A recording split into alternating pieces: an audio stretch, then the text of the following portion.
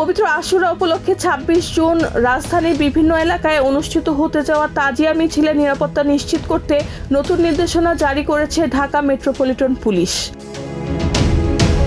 ২৩ June এক বিজ্ঞপ্তিতে DMP জানায় ১০ মহরম ১৪৪৮ হিজরি পবিত্র আশুরা উদযাপন উপলক্ষে ঢাকা মহানগরের বিভিন্ন স্থানে তাজিয়া মিছিল অনুষ্ঠিত হবে।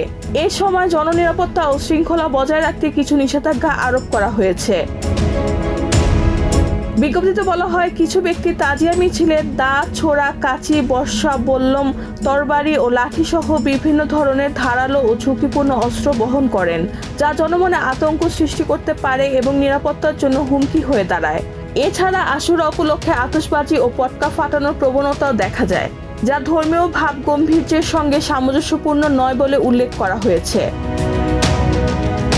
এ কারণে ডিএমপির অর্ডিন্যান্স অনুযায়ী তাজিয়া মিছিলে এসব ঝুঁকিপূর্ণ অস্ত্র এবং আতশবাজি, পটকা ফাটানো সম্পূর্ণ নিষিদ্ধ ঘোষণা করা হয়েছে। এই নির্দেশনা মিছিল শুরু থেকে শেষ পর্যন্ত কার্যকর থাকবে। ডিএমপি আরও জানায়, জননিরাপত্তা নিশ্চিত ও শান্তিপূর্ণ পরিবেশ বজায় রাখতে সংশ্লিষ্ট সব পক্ষকে নির্দেশনা মেনে চলার আহ্বান জানানো হয়েছে। রেহানা বেগম, প্রজন্ম ২৪।